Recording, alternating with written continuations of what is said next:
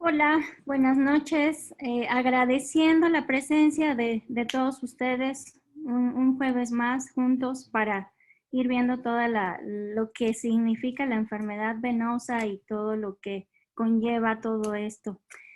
Para mí es un placer inmenso el poder presentar al doctor Valente Guerrero González, el presidente del Foro Venoso Mexicano, expresidente de la Sociedad Mexicana de Angiología, Cirugía Vascular y Endovascular, expresidente de la Asociación Latinoamericana de Cirugía Vascular y Angiología.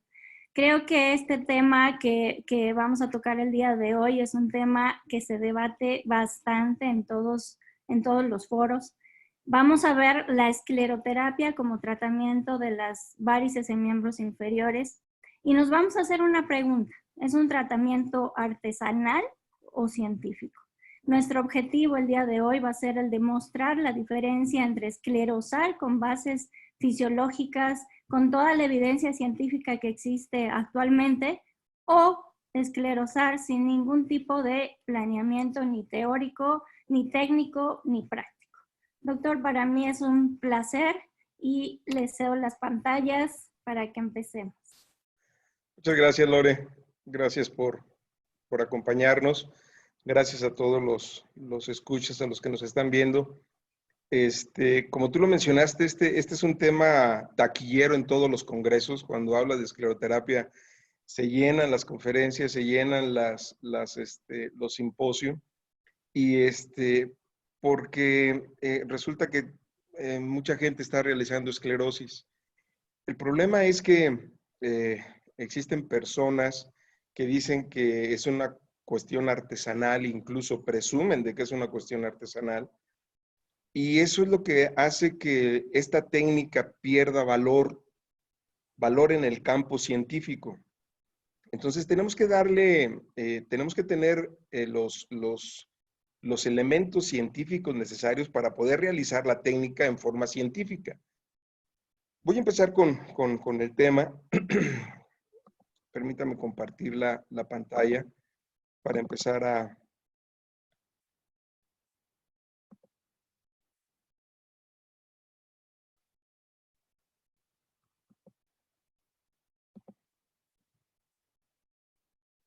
¿Se ve bien, Lore? Se ve perfecto, doctor. Perfecto. Muy bien. No tengo ningún conflicto de intereses en la presentación de este tema. Y entendamos primero, a ver, la Real Academia Española dice que un artesano es una persona que ejercita un arte u oficio meramente mecánico. Se refiere a quien hace por su cuenta objetos de uso doméstico, imprimiéndoles un sello personal. Ya desde ahí empezamos a entender a las personas que dicen que esto es artesanal. En el trabajo artesano, la obra producida es en su totalidad obra de una persona que le imprime su estilo, siendo distinta en cada unidad de la siguiente. El científico, sin embargo, es aquel que tiene que ver con las exigencias de precisión y objetividad propias de la metodología de las ciencias. Y el método científico es un conjunto de normas por el cual debemos regirnos para producir conocimiento con rigor y validez científica. Creo que entendemos muy claramente esto, ¿no? El artesano tiene un conocimiento empírico, es ametódico, es asistemático, a diferencia del conocimiento científico, que es completamente sistemático y metódico. El conocimiento empírico no intenta lograr explicaciones racionales profundas acerca de algún tema, sino simplemente es ayudar al hombre en asuntos cotidianos. De tal forma que estamos haciendo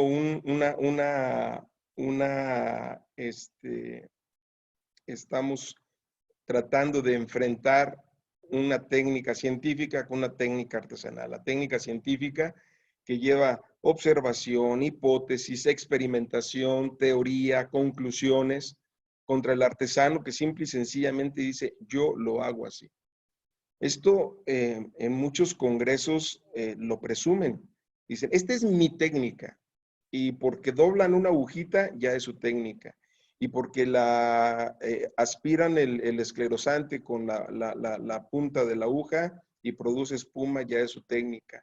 Entonces, hay muchos elementos muy valiosos, hay muchas técnicas muy valiosas que si se conjuntaran, se podría hacer con rigor científico una técnica completamente científica. ¿Qué es la escleroterapia? El doctor Rabé menciona en el libro de escleroterapia precisamente, es la técnica en la que se inyecta una sustancia esclerosante en el interior de la vena con la finalidad de eliminar las venas anormales, intracutáneas, subcutáneas, transfaciales y o tronculares. En el mismo libro, el doctor Rabé dice, el propósito de la escleroterapia no es provocar una trombosis, sino lesionar las 3 capas de la vena para producir un cordón fibroso que no es posible que se recanalice. Lo cual es lo mismo o equivale a una remoción quirúrgica de una vena varicosa. Esto lo dice en un libro que se hizo, si no mal me equivoco, 2008, 2009, pero el doctor Wolf desde 1920, cuando empezaron los verdaderos estudios científicos acerca de la escleroterapia, ya lo mencionaba. Decía que no bastaba con provocar la trombosis, sino que se tenían que atacar esas 3 capas. Permítame una comparación de las varices con esto. Creo que va a ser claro, intento ser claro con esta comparación. Estas son las telangiectasias, todo lo que vemos encima de la piel. Un poco más abajo están las vénulas que alimentan a las telangiectasias habitualmente. Después las venas perforantes, que es también alimentan a las vénulas. Me están mandando un mensaje de que parece que no se ve muy bien. ¿Es correcto? ¿O estamos bien, Lore? Se ve perfecto, doctor. Ok, muchas Puede gracias. ser a veces la conexión de su internet, pero se ve muy bien. Ok.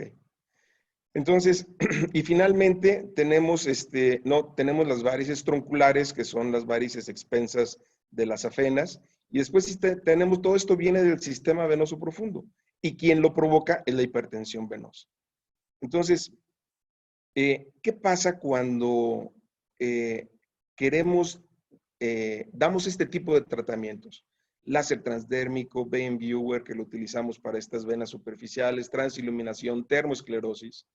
¿En dónde están tratando? ¿Qué es lo que están tratando ellos?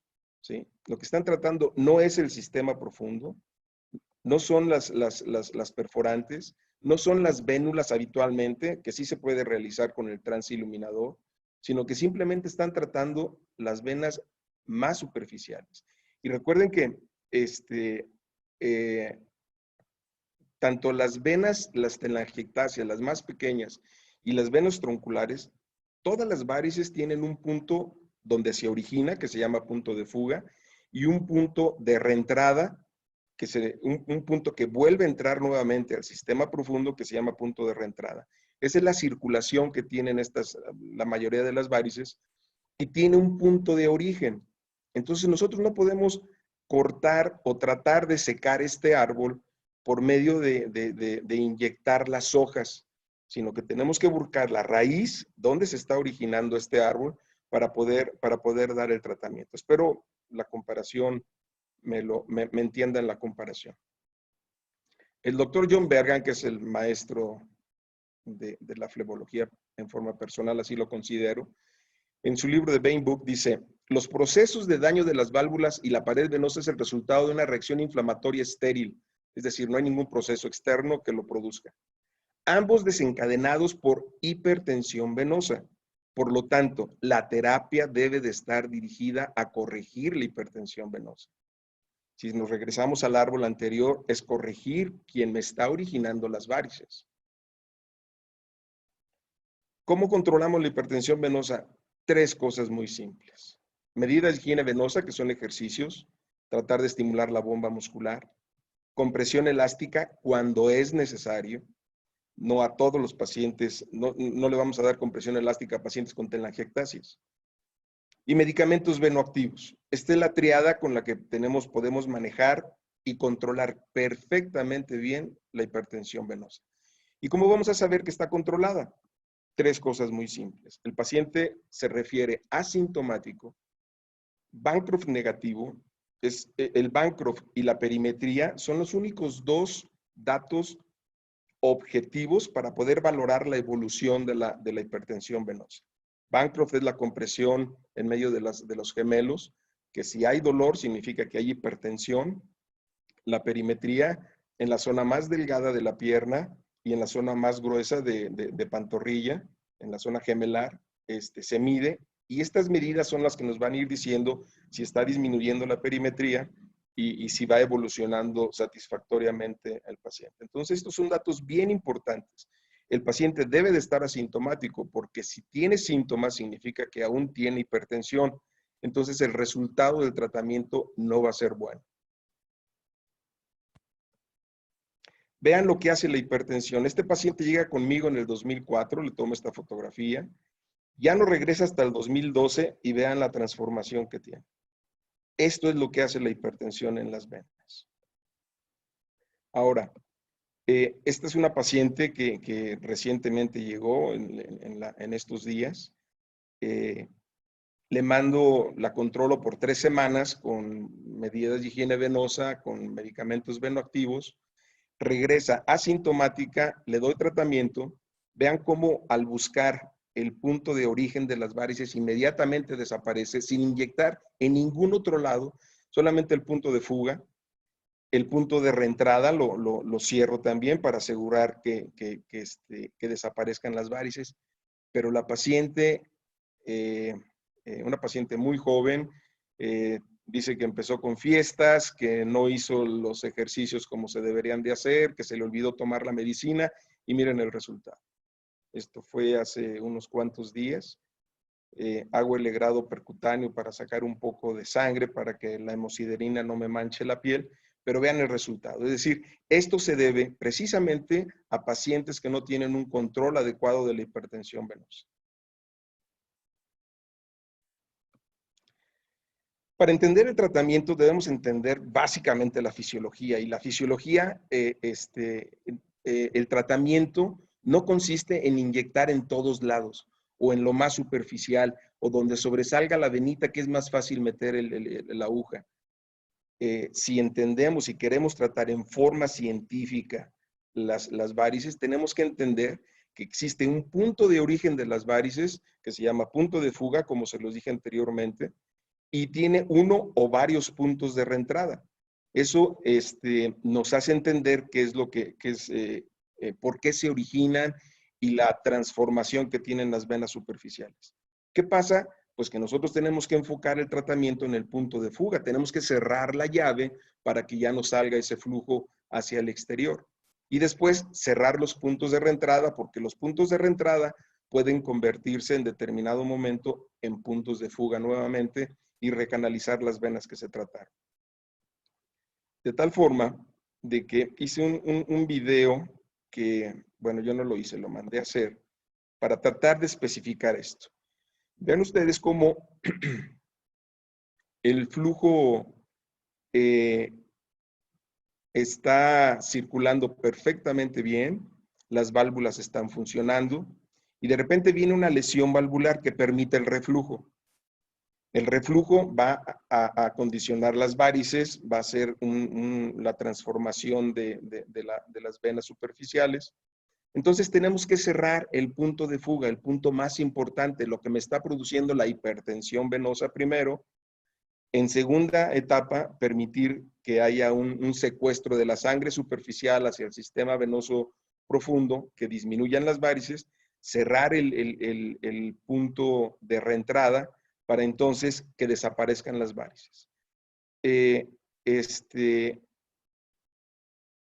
Esto se logra fácilmente actualmente con la realización del ultrasonido.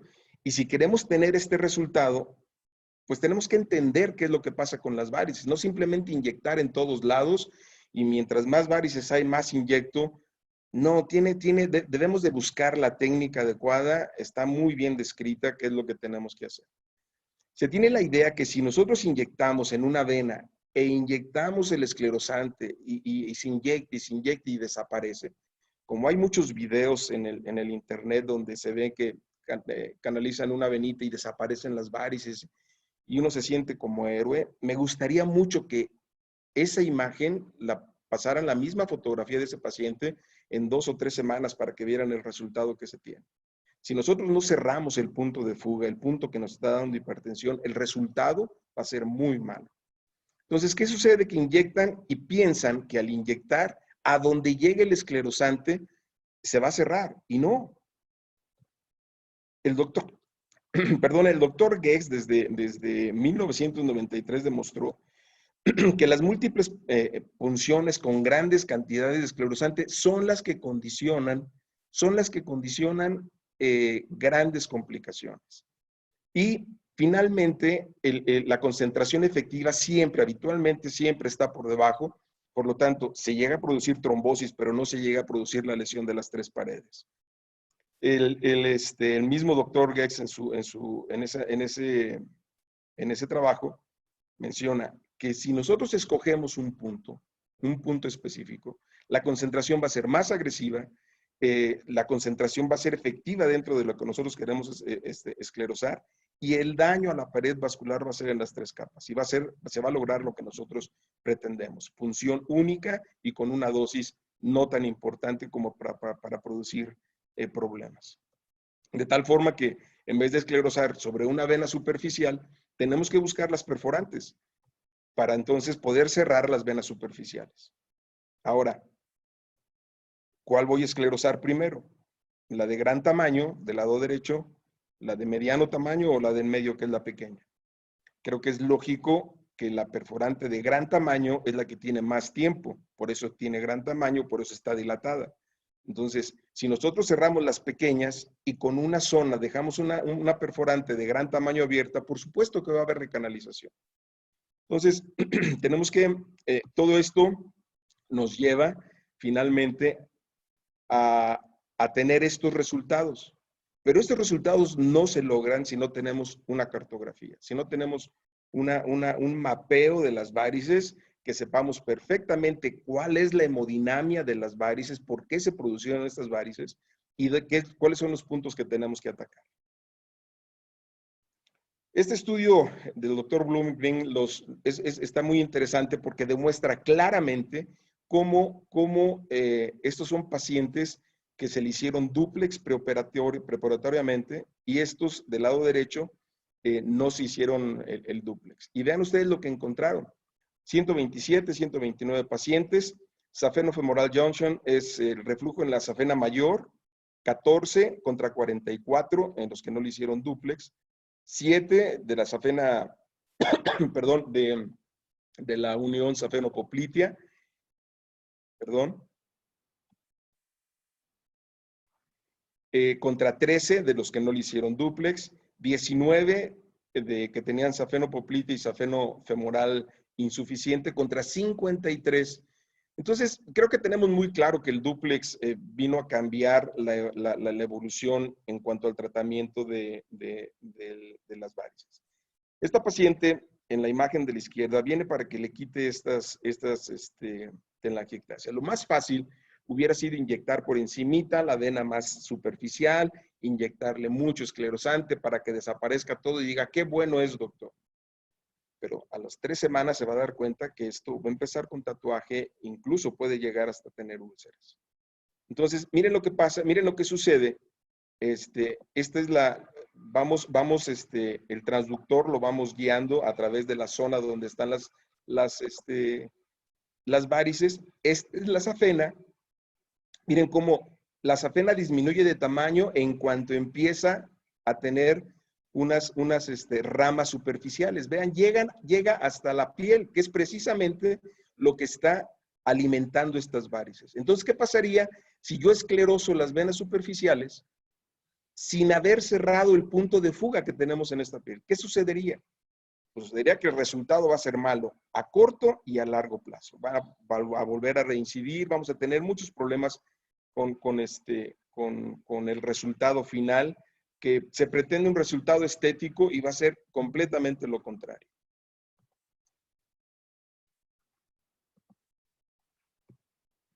En este caso, esta paciente también acaba de llegar al consultorio en estos días, y ella viene exclusivamente para que se traten estas varices, ella no le gustan estas varices. Pero en el momento que la reviso, palpo estas varices sobre la piel prominente. Entonces le realizo el ultrasonido y me encuentro con que tiene una perforante gastronémica externa, tiene una perforante inferior del plexo lateral externo y tiene una perforante intergemelar.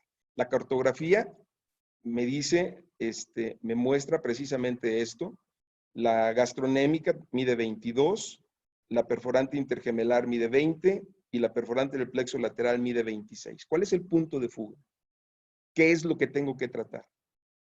Afortunadamente para ella, las varices no son muy extensas, son en un espacio corto y no son tan grandes. Entonces eso me da la oportunidad, este es el señalamiento de donde están las perforantes.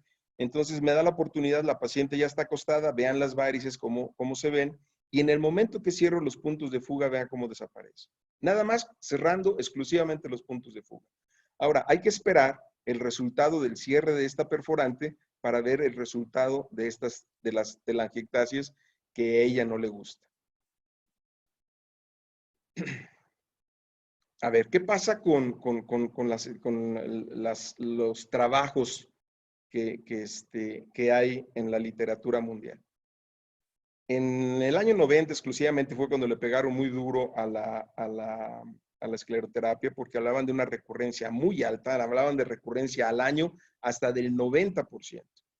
Aquí Einarsson habla de un 50-60%. Sin embargo, los estudios actuales, esto, por ejemplo, desde el 2003, habla del 97% de éxitos a 3 años. Después en tratamientos, el doctor Juan Cabrera, que fue el iniciador bueno, su esposa fue la que descubrió, si escucha el doctor Juan se va a enojar, pero bueno, el doctor Cabrera, que fue el que presentó el tratamiento con espuma, y entonces habla de un éxito del 81% a 3 años. Después, las conclusiones en este estudio del 2020, es un estudio reciente, en donde habla que la sintomatología desaparece en un 97%, el edema 97%, las úlceras se curan en un 64%, 47 días es el tiempo de curación, es decir, los resultados realmente no son malos.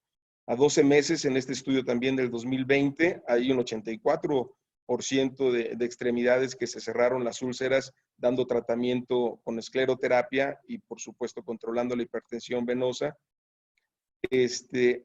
Pero resulta que esta diferencia tan importante que hay en los estudios en donde unos dicen hay una recanalización muy importante inclusive al año contra resultados a 3 a 5 años donde se demuestra que la esclerosis permanece en más del 80%. Tiene muchas variables. Estamos hablando de un tratamiento láser, radiofrecuencia, los tratamientos térmicos de una sola acción. Meten el tubo, queman, sacan la vena, queman y listo. Eso es todo. Y están comparándolo con un tratamiento dinámico, como es la escleroterapia, en donde lleva diferentes etapas de tratamiento. Y es muy diferente también la elección en cuanto a técnica. ¿Dónde vas a empezar? ¿Con cuánto vas a empezar? ¿Cuánto esclerosante? O sea, las variables son muy importantes. Desde el diagnóstico, quién hace el mapeo, el control de la hipertensión venosa, si lo hacen o no previamente al tratamiento, si inyectan los esclerosantes, inyectan los puntos más importantes o simplemente inyectan todo lo que se les presenta enfrente, qué cantidad de esclerosante, el reposo en el consultorio después del tratamiento, esos 15 minutos son súper especiales para el resultado del tratamiento y las 2 o 3 horas posteriores en casa de reposo para tener un resultado estético como lo esperamos. ¿En cuánto tiempo lo vuelven a valorar? Acuérdense que a las 3 semanas el efecto de la inflamación y de la esclerosis disminuye, llega a su límite. A la 4ª semana ya tenemos que estarlo valorando a más tardar. Y tenemos el control de la hipertensión venosa previa y posteriormente. Es decir, el paciente, muchos de los pacientes ya no se ven las varices, dejan de de hacer sus ejercicios, de utilizar el calcetín, porque ya no tienen varices. Entonces dejan de controlar la hipertensión venosa y en 6, 8, 10 meses, un año, vuelven nuevamente a tener varices. A lo mejor no las mismas, pero sí por otro lado. Estos resultados, el doctor Coleridge es un médico que se ha dedicado mucho al estudio de la escleroterapia. Es un médico inglés, es un excelente médico, un excelente ponente. Y él hizo un estudio multicéntrico, sacó alrededor de 1044, 1064 estudios. Y estos son los resultados que sacó de estos estudios. Se necesitan estudios aleatorizados, eso es un hecho. No hay estudios claros, fidedignos, que puedan reforzar el tratamiento de la escleroterapia. La escleroterapia con espuma es mucho más efectiva que la escleroterapia líquida, se lo sabemos desde que empezó la espuma. La ecografía permite el tratamiento, pero preciso de las venas, como lo estamos mencionando hace un momento. Él sacó en conclusión que no existe una evidencia clara que el 3% sea más eficaz que el 1%. La relación óptima de gas es de 4 de aire o gas contra 1 de esclerosante. El uso de la espuma de dióxido de carbono reduce las complicaciones sistémicas, sobre todo aquellas que vienen con alteraciones visuales, que se producen mucho con el esclerosante con aire. Se han reportado muy pocos eventos graves realmente, y esto es interesantísimo. A algunos compañeros no les gusta porque hacen mucho láser o hacen mucho radiofrecuencia, pero las tasas de recanalización de troncos safenos después de la esclerosis con espuma son similares a las observadas después del láser endovenoso y la ablación de venas por radiofrecuencia endovenosa, así como la incompetencia residual después del tratamiento quirúrgico. Entonces, esto yo lo menciono con mucha frecuencia cuando me preguntan, oiga, ¿y qué es mejor? Realmente los resultados van a la par. Sin embargo, lo mejor es la combinación de técnicas. Cuando terminas de hacer radiofrecuencia y finalizas con esclerosis o láser, esta combinación de técnicas es la que nos ayuda bastante. Finalmente, esta es la última conferencia que escuché al doctor Bergan en el Congreso de la UIP en Mónaco, en donde él dice que para la escleroterapia le hace falta un buen diagnóstico fiable antes del tratamiento, ensayos controlados aleatorios, lo que está diciendo el doctor Coleridge, con pacientes similares en un metaanálisis y seguimiento por tiempo suficiente hecho por investigadores independientes. Las preocupaciones que en forma personal tengo con este tratamiento y que se deje de hablar de una técnica artesanal y que sea una técnica científica, es la supuesta facilidad de tratamiento. ¿Saben ustedes que antes de 1920, que empezaron todos los estudios científicos reales de la escleroterapia, todo el mundo esclerosaba? ¿Por qué? Porque era muy fácil meterle los líquidos en las venas y demás. Entonces empezaron a haber incluso amputaciones porque inyectaban en arterias. Y en ese momento se prohibió la utilización de este tratamiento. Hasta, insisto, a partir de 1920-24 que empezaron los estudios científicos comprobando que el tratamiento realmente funcionaba con medicamentos específicos. La mala fama del procedimiento, gracias a una técnica inadecuada, por supuesto, llegan a consultorio de nosotros y nos quejamos mucho nosotros de que llegan pacientes que ya no quieren que se les inyecte porque les duele, cosa que no debe de ser. Una esclerosis que duela está mal aplicada, porque duele, porque deja manchas, porque deja úlceras. Es una técnica inadecuada. La comparación de las técnicas. No puedes comparar una técnica dinámica con una técnica fija de una sola acción. Esclerosa, meter el catéter, quemar y nada más. Y después empiezas a medir la respuesta de él. Contra la escleroterapia, en donde tienes que esclerosar, tienes que, en varias ocasiones, tienes que estarlo viendo en forma frecuente para que el resultado sea lo que quieres. La fuerza económica de la venta no se compara un aparato que vale $5,000 con una ampulita que vale $100 o menos, ¿no? El tratamiento endovascular evoluciona similar a la safenexeresis. Ojo con esto. Hay pacientes que vienen con nosotros en donde dice, doctor, me quieren operar de las varices, y no tiene, la safena está intacta, está perfectamente bien. Acuérdense que antes, hace 15, 20 años, el paciente tenía varices en la cara lateral, en la cara externa, y le quitaban la safena. Tenía varices en la cara posterior y le quitaban la safena. Tenía telangiectasias y le quitaban la safena. Bueno, esto está pasando actualmente, con tal de utilizar el aparato y es una cuestión de ética y eso ya es un poco delicado tratar. Pero bueno, está sucediendo lo mismo, están tratando varices, safenas sanas, venas que no se deben de tratar en ningún momento. ¿Cuáles son las realidades de la escleroterapia? La esclerosis sirve para varices de todo tipo de grados, eso está completamente comprobado científicamente. El resultado se equipara a láser y radiofrecuencia, ya lo mencioné hace un momento.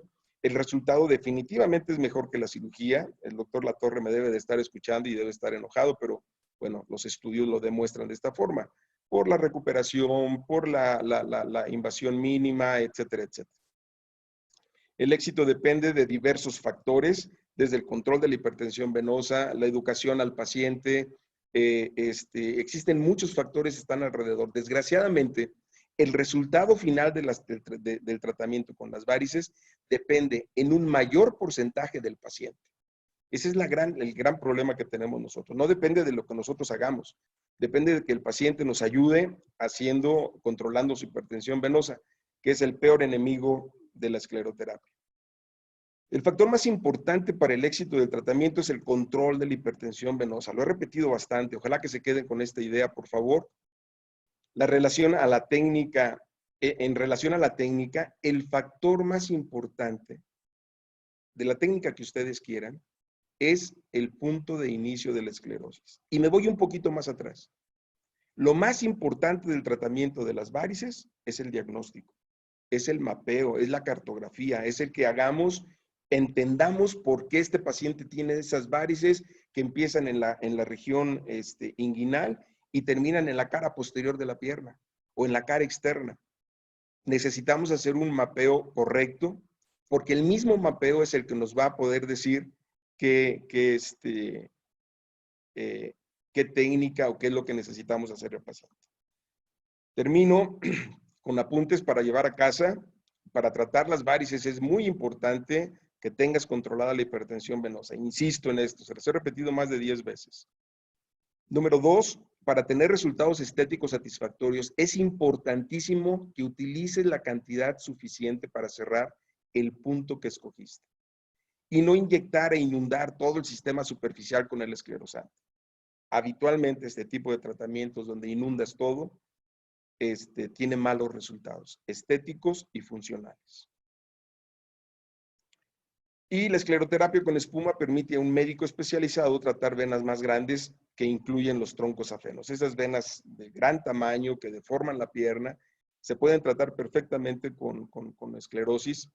Por supuesto que se necesita una técnica, se necesita un entrenamiento especial para poder hacerlo.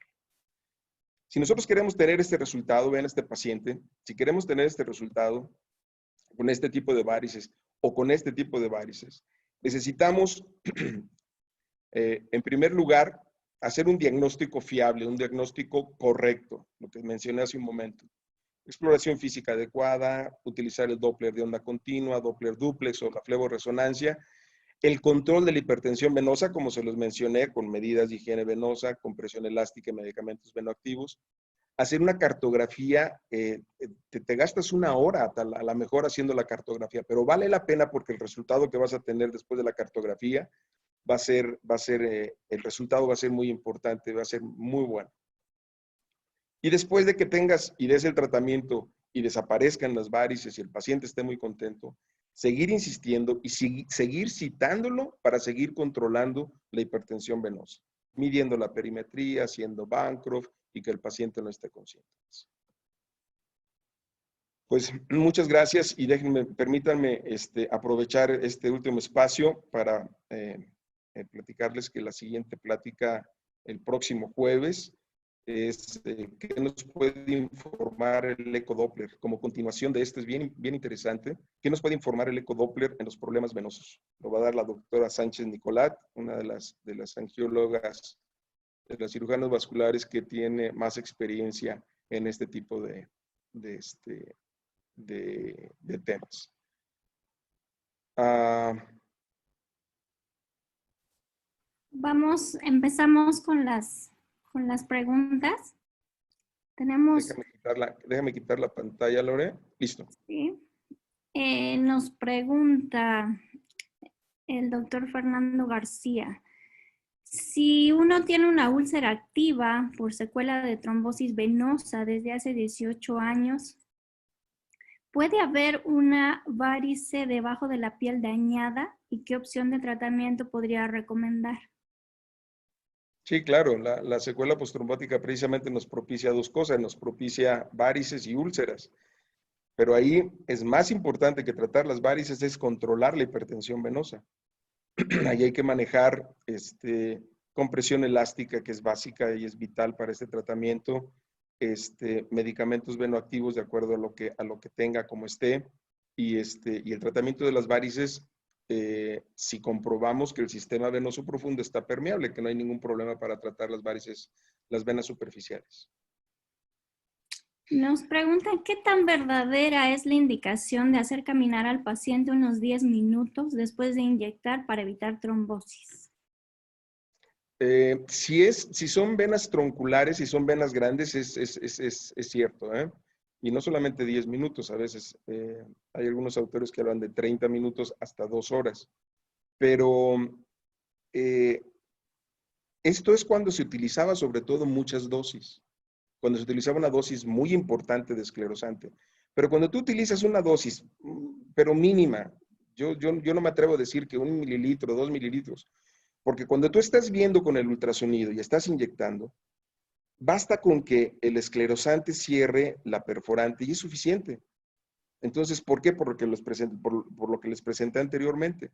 Porque el efecto que nosotros tenemos que buscar es exactamente donde nosotros esclerosamos. No que se vaya por otro lado y que cierre otras venas. No es así. Cuando usted indica reposo, posescleroterapia, ¿se refiere cuando lo hace con líquido o con espuma? Fíjense que yo casi no utilizo líquido, porque el líquido lo utilizo exclusivamente para telangiectasias. Y yo tengo mucho tiempo, podría decirles que años, que no escleroso telangiectasias. ¿Por qué? Porque cuando veo una telangiectasia, me voy con el transiluminador y encuentro siempre, invariablemente siempre, una vena nutricia que pasa por debajo de las telangiectasias. Entonces, yo cierro cierro la vena nutricia y la vena superficial desaparece. Entonces, solamente cuestiones estéticas, modelos y cosas así que son muy... Entonces, yo utilizo glicerina habitualmente o polidocanol al punto 5 para cerrar esas venitas en forma de líquido, pero habitualmente es espuma. Aprovechando que habla de la glicerina, doctor, dice, ¿qué opina de la glicerina cromada? Es buenísima, piel blanca y telangiectasias, nada más. Pero vuelvo a insistir, con una cantidad mínima para que no lastime más allá, ¿no? Es excelente, es excelente. Creo que algo que sí ha estado pues muy discutido también en todos los foros, es una de las complicaciones, si así lo podemos llamar, como el matting. Dice, ¿qué usamos para que desaparezca?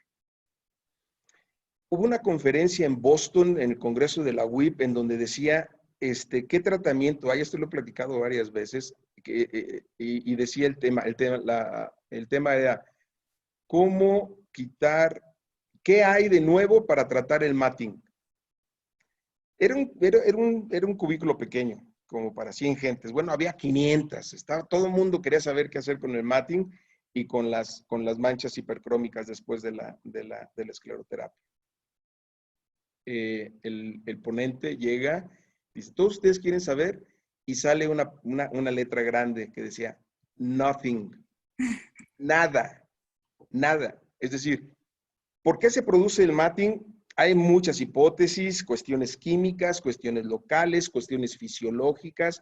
Al cerrar, produces una zona de hipertensión que te produce ese matting, cuestiones químicas, el que sacaste fuera de la vena, inyectaste el esclerosante, te produjo una zona de edema. y eso te produce el matting, o sea, son varios. En realidad no hay una cosa en la que te digan, es por esto.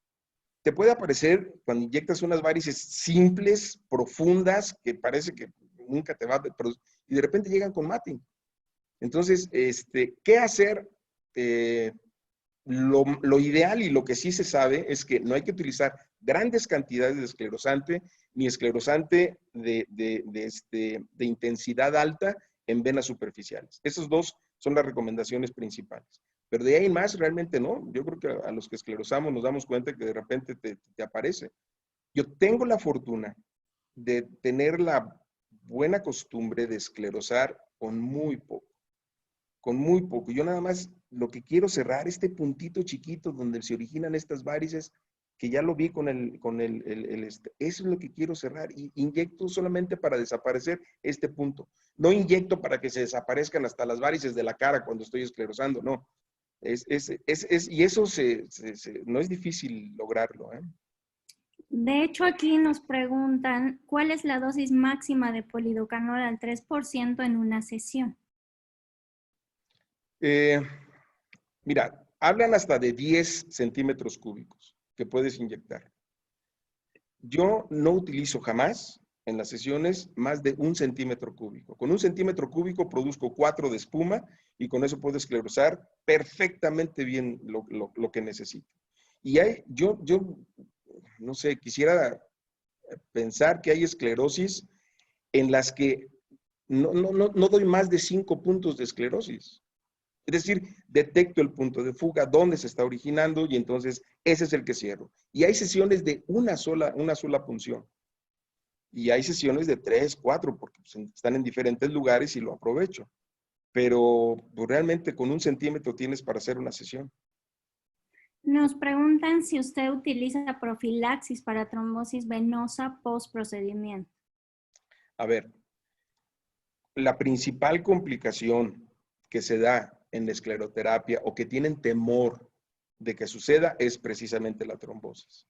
Pero esto sucede cuando utilizas grandes dosis, cuando inundas el sistema venoso y le metes 10, 20 cc.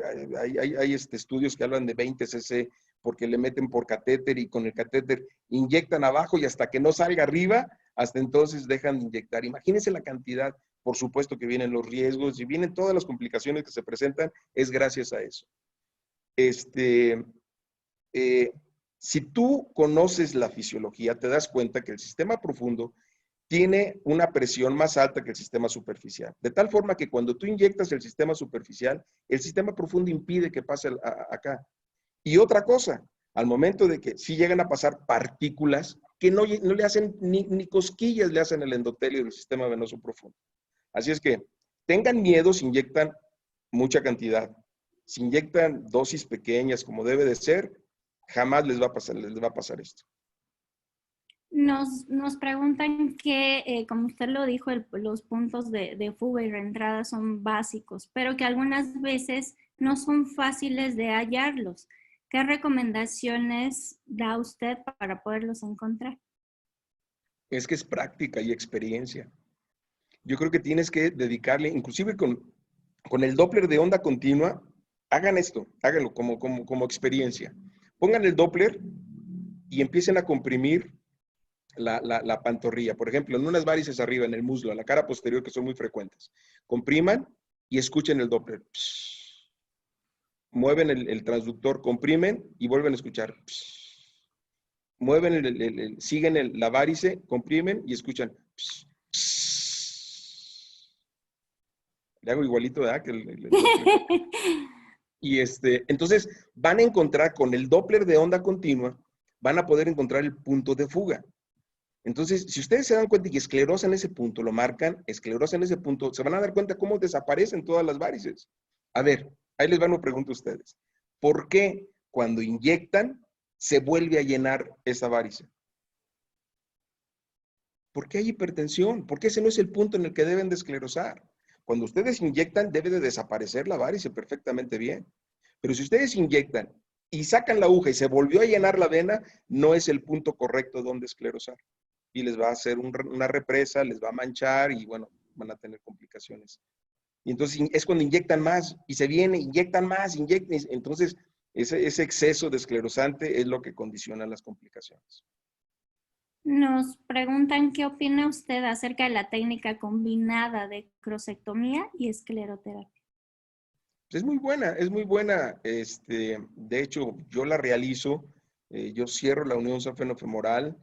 En un inicio, la doctora Martín Bo me enseñó a hacer por punción, pero después empecé a hacerlo abierto, siendo cirujano, empecé a hacerlo abierto, ligaba, esclerosaba y me iba a casa a dormir perfectamente bien.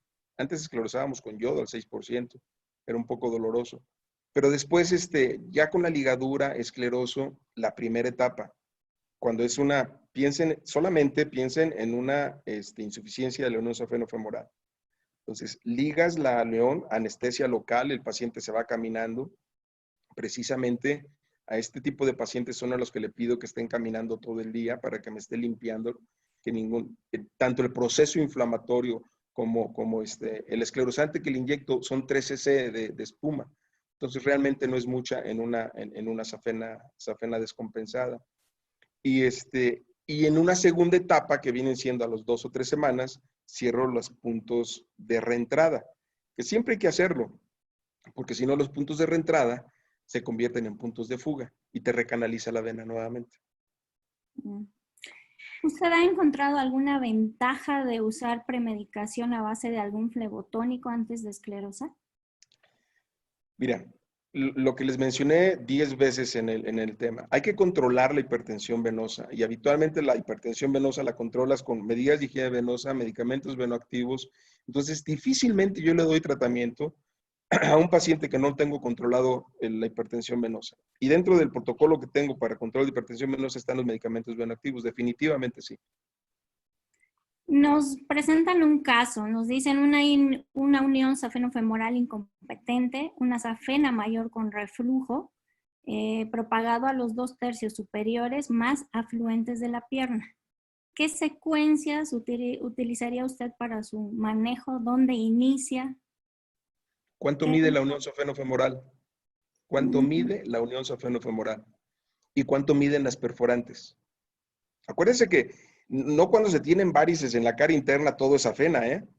Acuérdense que una perforante infracondilia, una perforante tibial posterior, paratibial, puede descompensar la safena, ¿sí? Entonces, basta con que cierren esa perforante para que la safena vuelva a reducir su tamaño y las válvulas vuelvan a ser suficientes.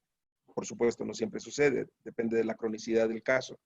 Pero ahí es donde entra la cartografía. Si yo tengo una safena que mide 1.5 y tengo una perforante que mide 0.9, bueno, pues me está diciendo cuál es el punto de fuga. Pero si tengo una unión safenofemoral que mide 95 y tengo una perforante del canal femoral arriba de la rodilla que mide 1.5 o 1, pues me está diciendo dónde se originó el problema, dónde tengo que empezar, dónde tengo que tratar estas varices, dónde tengo que iniciar. Pues tengo que cerrar la perforante primero, enseguida veo cuánto disminuyó la unión safenofemoral, si le tengo que dar tratamiento o no. Hablando del ultrasonido, nos preguntan si durante todo el procedimiento usted lo utiliza, si no, ¿cuándo? No, siempre, siempre. O sea, hasta se los mostré ahí como hasta en las telangiectasias, muchas veces cuando son telangiectasias con mucha hipertensión raras, no las telangiectasias pequeñitas que le aprietas y tarda en llenarse, sino esas telangiectasias que le aprietas y se llena con mucha presión, le pongo el ultrasonido y alcanzo a ver perfectamente bien la vena nutricia que nace en alguna parte de la safena o en alguna vena profunda. Entonces, sí, el ultrasonido vino a cambiar la visión de la flebología, pero en un 90%. Y después de que usted inyecta todos los puntos de fuga, de reentrada, ¿inyecta como tal los paquetes varicosos? Nos pregunta. No, porque desaparecen.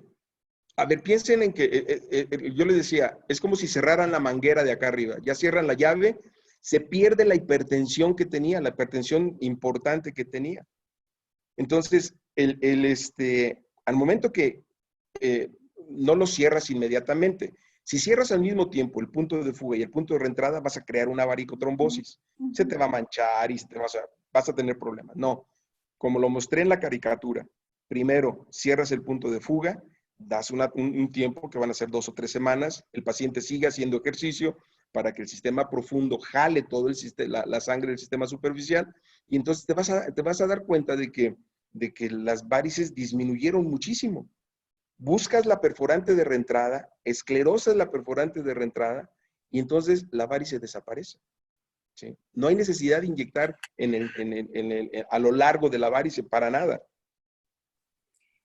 Nos preguntan la dosis de glicerina que usted utiliza cuando la utiliza.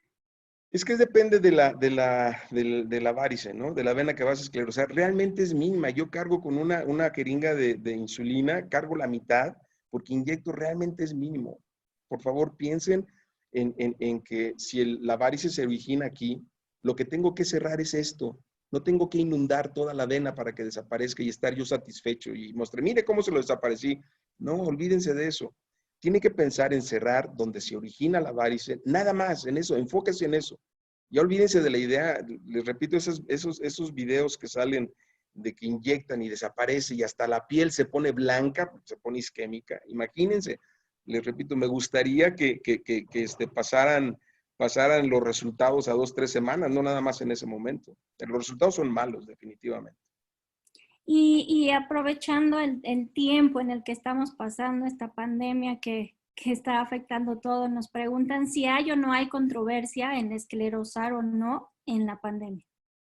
¿Hay alguna contraindicación? ¿Lo podemos hacer? ¿No? Mira, volvemos nuevamente.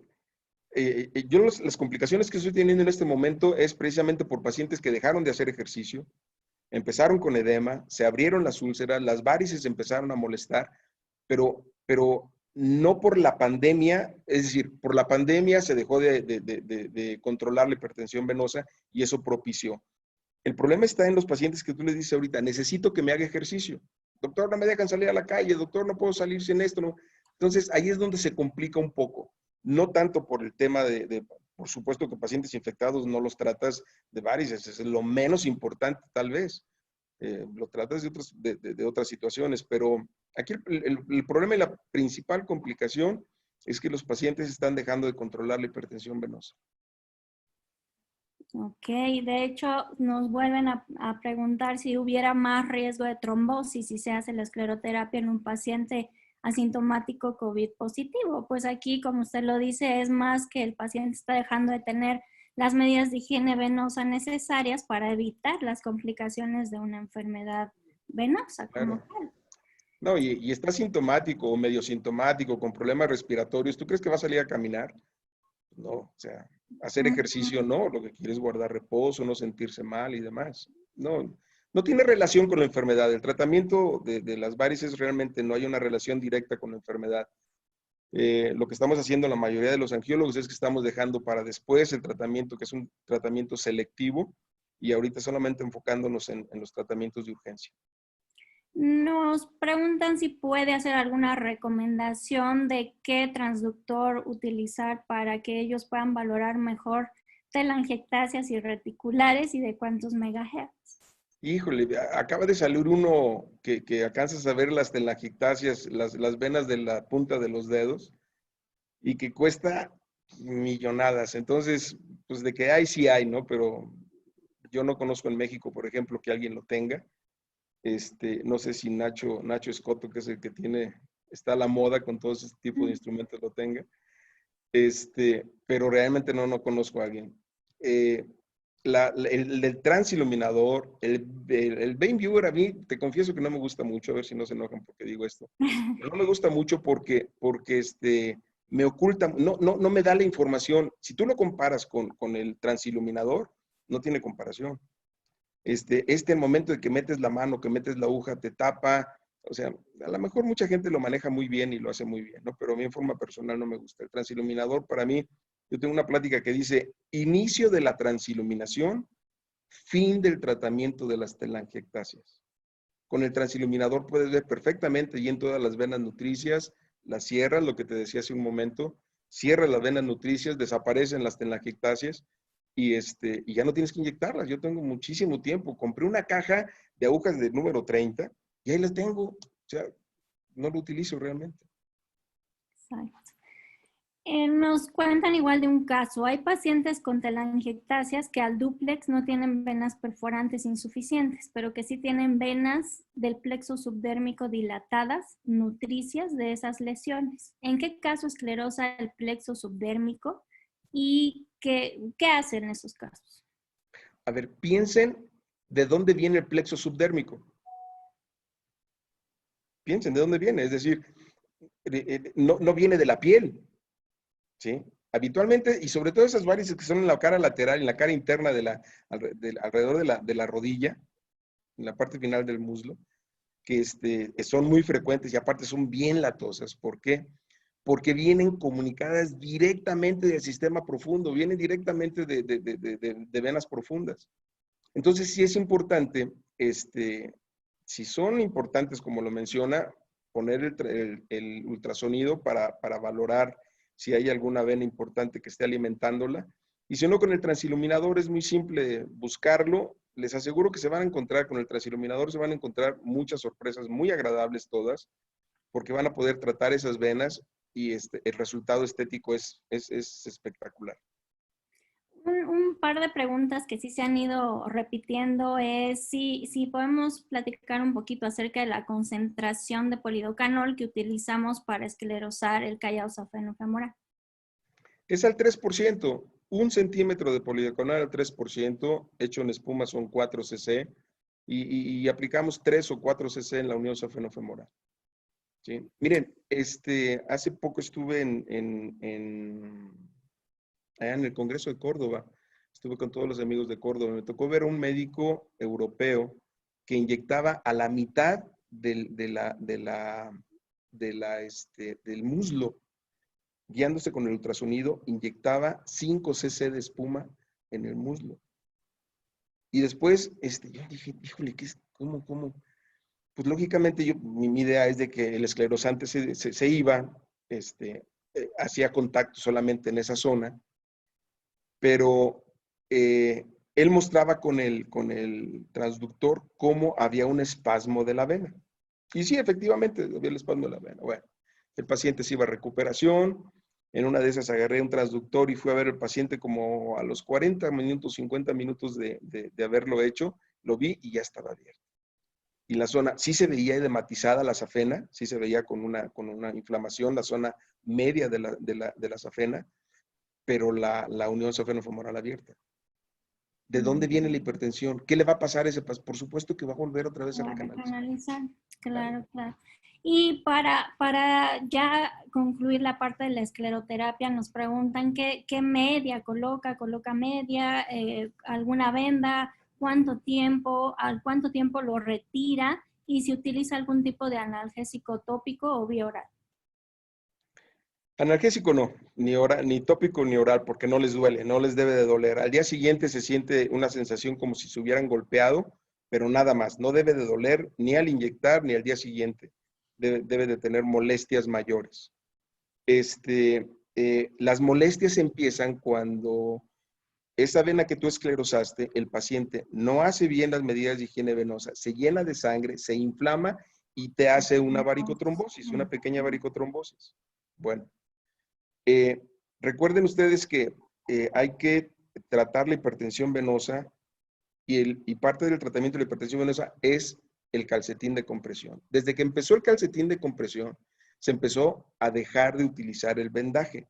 El vendaje, si no lo pone una persona que está frente a ustedes y lo hace con la experiencia de poder darle cierta compresión en determinado lugar, no sirve, es hasta peligroso. En relación a los tipos de calcetines, en el mercado mexicano hay 4 o 5 calcetines de compresión graduada. Por favor, grábense esto. Goicotines, Foreva, Futuro, todos esos calcetines son calcetines de compresión tubular, que no tienen la graduación que se necesita para ayudar al ascenso de la sangre. Entonces, los calcetines de compresión graduada, tipo Sigvaris, Jobst, Venosan, ¿cuál otro, Lore? Medi. Medi, muy buenos Medi. O sea, hay 5, a lo mejor no pasan de 6, pero que sean de compresión graduada lo que se debe utilizar. Vendaje, por favor, no.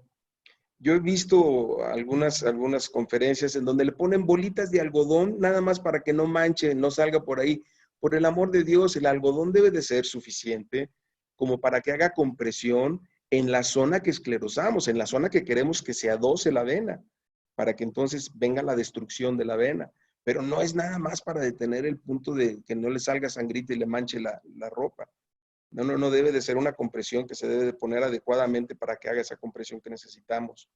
El algodón lo tenemos que dejar, esa compresión lo tenemos que dejar por lo menos 24 horas y lo ideal es 15 minutos, de 10 a 15 minutos después de esclerosar, que el paciente esté en la camilla, se quede en la camilla, para que con el esfuerzo de ponerse el calcetín y vestirse, no hagan unas maniobras de Valsalva que diluyan y que barran el esclerosante. Entonces, 10, 15 minutos después de esclerosar, dejarlos en cama para que haga el efecto necesario. Y después que vayan a casa y levantar sus piernas de 2 a 3 horas, 45 grados, para que permitan que todo el sistema profundo me secuestre el sistema superficial y las venas superficiales se adocen, las venas que esclerosamos permanezcan sin sangre en el interior de la vena para que no nos produzcan una mancha o una represa.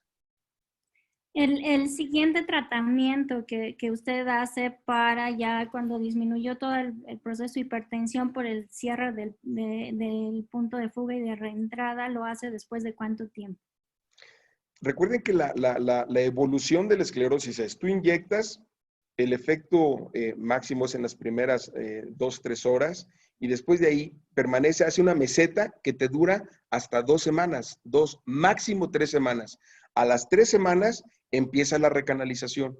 Entonces, ustedes no deben de esclerosar más de 3 semanas, ni tampoco menos de 2 semanas, porque si ustedes esclerosan varices a la semana, van a esclerosar varices que se van a desaparecer, que posiblemente se desaparezca si lo dejan pasar 15 días.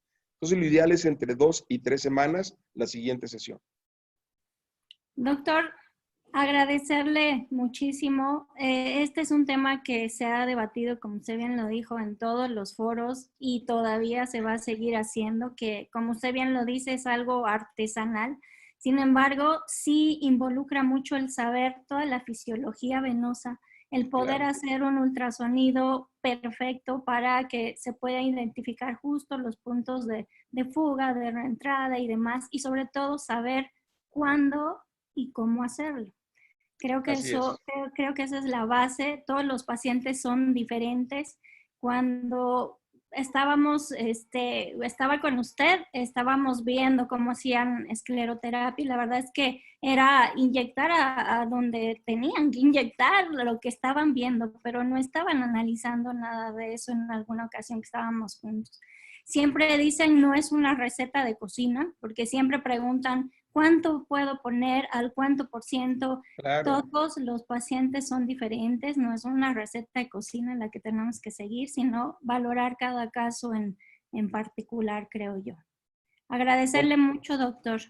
Completamente de acuerdo contigo y como corolario les digo, es bien importante que lean que la anatomía es básica, la fisiología es importantísima, cualquiera puede tener una jeringa y un esclerosante, por favor, no lo hagan, es decir, se necesita realmente estudiar, practicar, tener el conocimiento suficiente para poder hacer correctamente las cosas y no dañar al paciente. Lore, te agradezco mucho la dirección de este tema. Los esperamos el próximo jueves. A las compañeras enfermeras en la tercera, después de la doctora Nora, viene una conferencia para ustedes en cuanto al manejo del paciente vascular en enfermería. Es súper interesante. pues ojalá puedan acompañarnos. Muchas gracias a todos. Lore, muchas gracias. Muchas gracias por la invitación y que nos sigan acompañando todos los jueves.